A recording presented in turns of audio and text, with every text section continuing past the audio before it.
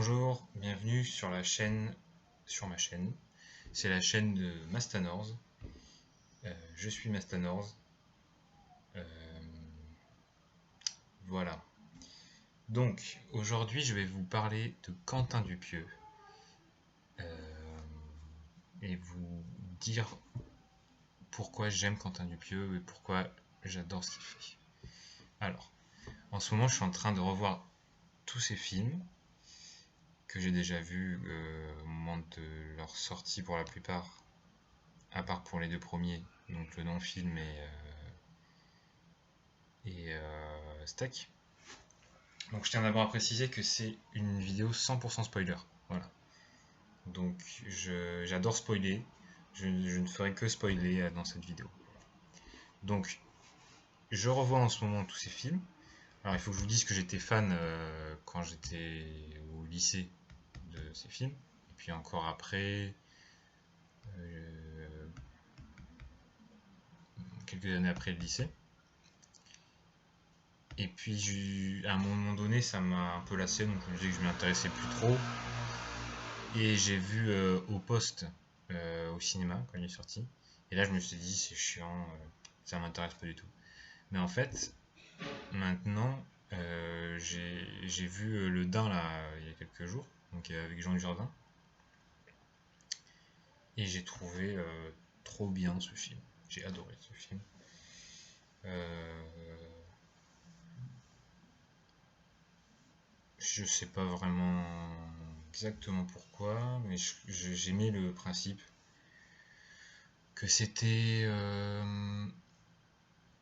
enfin plusieurs concepts du film. Enfin, le fait que c'est quelqu'un qui est amoureux de son daim, qui a une relation ambiguë avec son manteau en daim, son blouson en daim, et qui lui parle, ça j'aimais bien déjà. Même si c'est un peu énervant comme le pneu dans Rubber, j'aime bien ces trucs, ces concepts qui sont un peu énervants, vains, qui sont très vains, mais en même temps euh, tellement fait tellement simplement que c'est agréable quand même. Et après qu'il veuille devenir le seul homme sur Terre qui porte un blouson. Ça, j'ai adoré cette idée. Donc, qui aille dans la rue pour enlever les blousons aux gens, leur demander d'enlever leurs blousons, leur faisant croire que c'est pour des scènes d'un film, en les payant, et puis en se barrant avec leurs blousons, et après finalement en les tuant. Alors, ce que j'ai trop aimé aussi, c'est quand il prend une palle de, du ventilateur qu'il y a dans sa chambre d'hôtel et qui arrache une pale et qui ressemble du coup à un énorme couteau un peu d'animé ou de manga quoi, comme un couteau en ivoire même, euh, blanc ou en céramique. Ça je trouvais ça ouf. Enfin, le truc arrive de nulle part comme ça.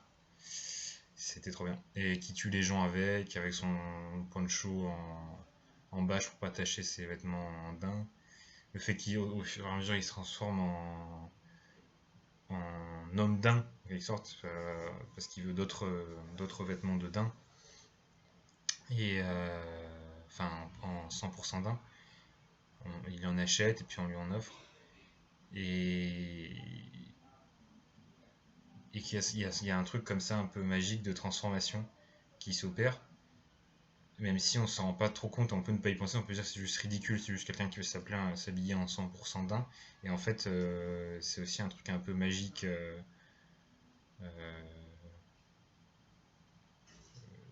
enfin qui se relie avec ce délire animiste où le blouson parle, et lui il se transforme, enfin sa peau devient, ses vêtements en 100% daim deviennent sa nouvelle peau, et il se transforme en homme daim, on pourrait dire avec ça.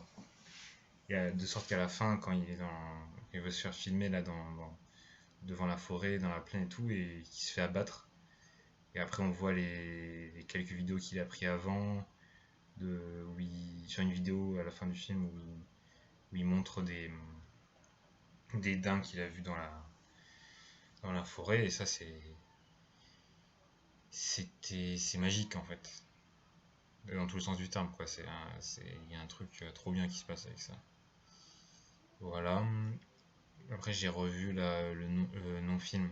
Non-film, et non-film, c'est vraiment bien, quoi. Ça m'a beaucoup plu. Steak aussi, j'ai adoré. Euh, Super triste, c'est trop bien. Euh, Qu'est-ce que j'ai vu d'autre aussi? J'ai commencé à regarder Rubber, donc là. Et c'était super bien aussi. Quand il commence à prendre goût à. Il commence à voir qu'il peut. Le pneu, donc dans Rubber c'est un pneu, qui commence à se rendre compte, enfin qui prend vie, ou alors il était peut-être déjà vivant, mais on dirait qu'il prend vie, il commence à se rendre compte qu'il peut écraser des choses, et on ne sait pas s'il y prend goût, mais on dirait qu'il y prend goût, ou en tout cas qu'il. Ou alors que c'est juste une action un truc qu'il commence à faire. Il apprend à faire des choses en fait. Enfin, il voit qu'il peut faire certaines choses et il les fait du coup en fait. C'est une sorte de juste de. Il est déterminé par ses moyens d'action peut-être en quelque sorte. Il peut rouler, donc il roule d'abord, puis après il se met à écraser des choses, donc il en écrase. Et après, quand il voit qu'il peut. Au début il écrase. Euh, Qu'est-ce qu'il écrase déjà? Une bouteille en plastique, un scorpion. Après, il se rend compte qu'il peut pas écraser une bouteille en verre, et c'est là qu'il se rend compte qu'il peut aussi, par un pouvoir de télékinésie, je crois que c'est ça le.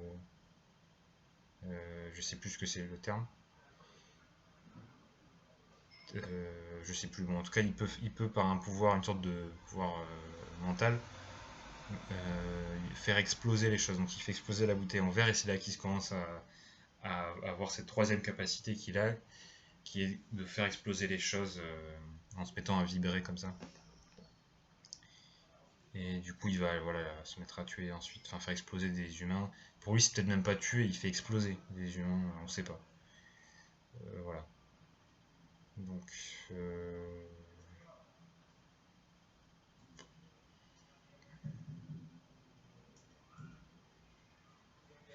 voilà, c'est à peu près tout ce que je peux dire sur Quentin Dupieux. Ce que j'apprécie, voilà, c'est vraiment peut-être, je pourrais dire pour conclure, ce que j'apprécie le plus dans ces films, ou dans ce qu'ils représentent, c'est qu'il se passe des choses, point, voilà. C'est tout, il se passe des choses, ça me plaît. C'est pas que ça, parce qu'il y a aussi des choses qui sont tragiques. Je veux dire, par rapport à la question du sens, on dit que ces films, bon, c'est le non-sens, c'est absurde, tout ça, nanana. Mais en fait, c'est comme si juste il avait dit qu'il se passait un truc, ensuite il se passe un autre truc, ou ça. Tout est gratuit.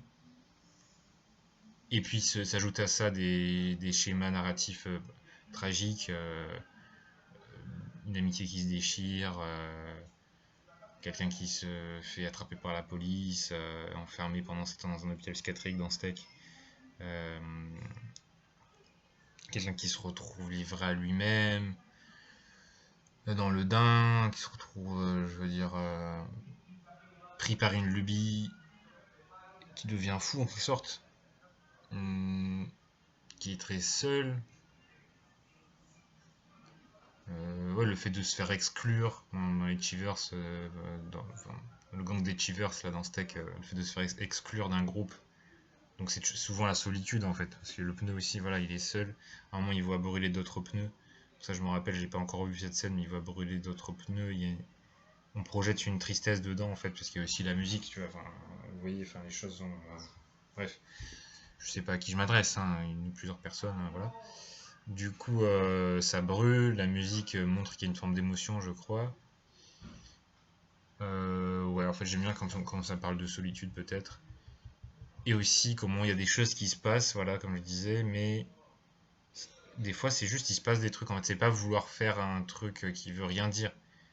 Même s'il y a un truc où, genre, on voit qu'une fois qu'on n'est pas obligé de dire quelque chose, qu'on aime juste le mouvement des choses ou les choses qui se passent, ben, on peut faire tellement de choses. Du coup, ben, des fois, on voit qu'il y a une forme d'engouement, d'excitation derrière les choix qu'il fait.